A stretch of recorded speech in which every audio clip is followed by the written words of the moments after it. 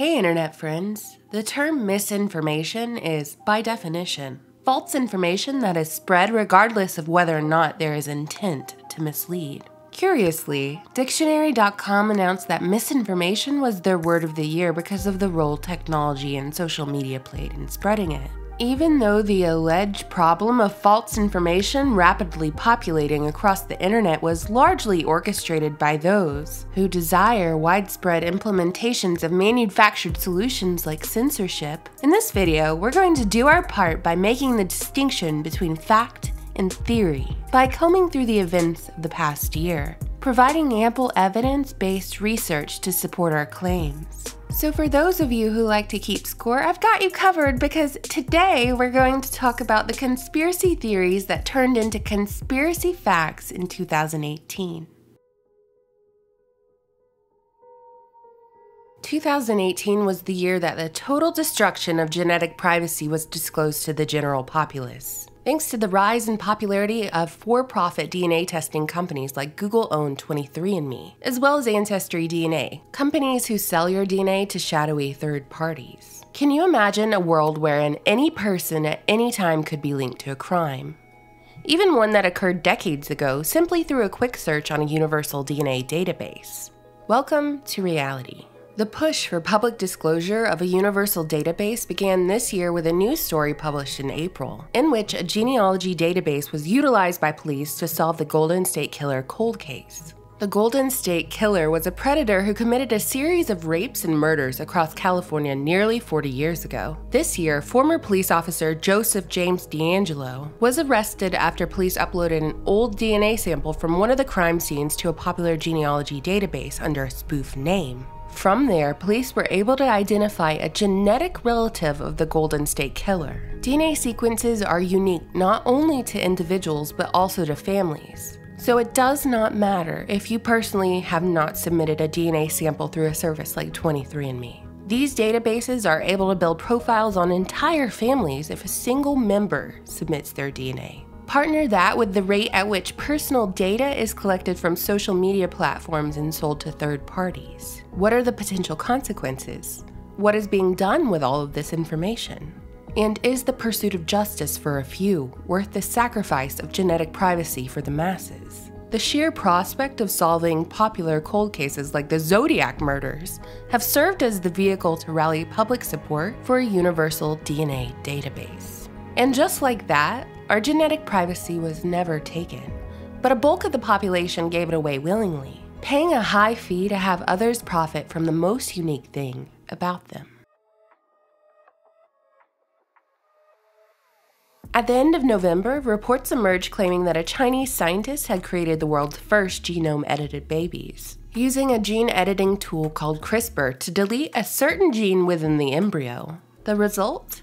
A set of HIV-resistant twin girls, or so the reports claim. Though the media covered the story with a cautious tone, using adjectives like premature, dangerous, and irresponsible to describe these experiments, we must take note that the first genetically modified embryo story to make headlines was one pitched under the guise of disease eradication.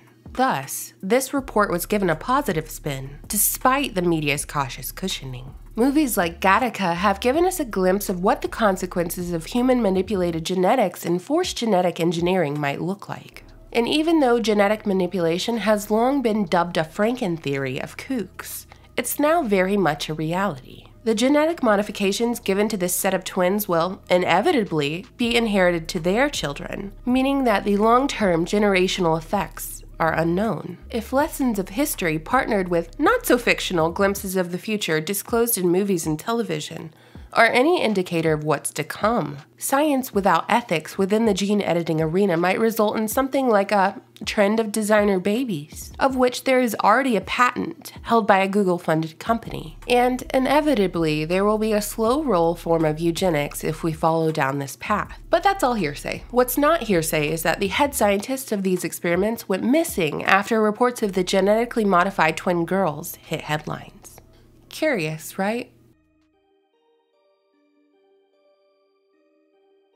Recently acquired by Bayer, Monsanto, with its reputation of death and destruction, has long been the target of well-deserved criticism and outrage, with its greatest hits like Agent Orange, used during the Vietnam War as part of the United States herbicidal warfare program. Aspartame, an artificial sweetener found in an array of diet products that has anything but a sweet effect on the human body. And to top it all off, Monsanto has control over the majority of our food supply, genetically engineering crops in a number of ways, making them resistant to their most well-known product, Roundup. Roundup is a glyphosate-based weed killer utilized by an array of customers who were assured by Monsanto that it was safe enough to drink. The company encouraged farmers to spray Roundup on their crops as not only an herbicide, but also as a desiccant or drying agent. The majority of us aren't really knocking a shot of it back as much as we are ingesting various traces of it with the food we eat, which is a major problem.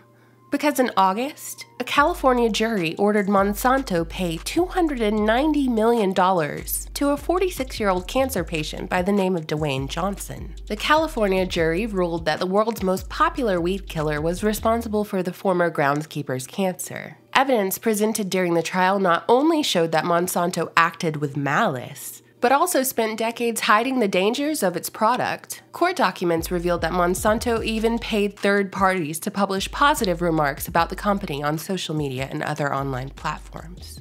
So, if there's anyone in the comment section right now doing Monsanto's bidding, well, bless your heart. Throughout history, blood has been portrayed as a magical elixir of sorts because of its connection to power. As the fascination with immortality continues to masquerade as science in modern times, practices of the past, practices viewed as too barbaric and occult to be implemented in a civilized and progressive society, like drinking the blood of the young to retain youth, for example, are once again re-emerging. No, not in a Stephanie Meyer saga and not in an HBO series, but in real life. A startup called Ambrosia announced in September that it would be opening its first clinic in New York City, charging $8,000 to pump customers' veins full of the blood of young people. Young people Ambrosia described as donors between the ages of 16 and 25, with the blood having potential to fight aging according to a clinical study. But wouldn't the rise in popularity of this practice render young blood a commodity? Gee, I wonder what could go wrong here. Well, I don't know about you, but me, I'm just happy that PayPal founder Peter Thiel will be able to live out his dream. And that's all that matters.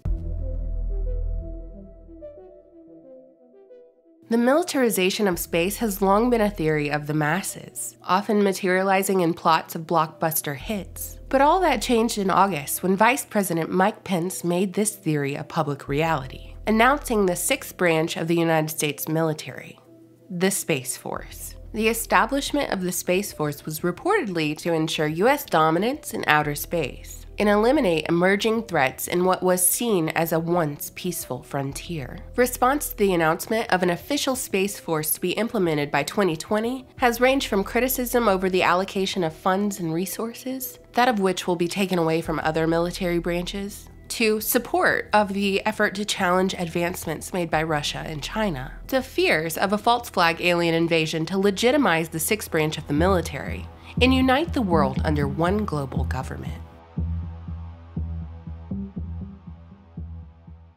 So, internet friends, which conspiracy theory turned conspiracy fact caught your attention in 2018? What will 2019 reveal? Me personally, I'm always holding out for a major plot twist. While the future remains a mystery, history has taught us that humans have always had the capacity for change. Society holds a propensity towards justice, and secrets once buried can only remain hidden for so long. So let me know your predictions for 2019. I always look forward to reading your comments. Thank you so much for watching, subscribing, and supporting my channel on Patreon. Bye!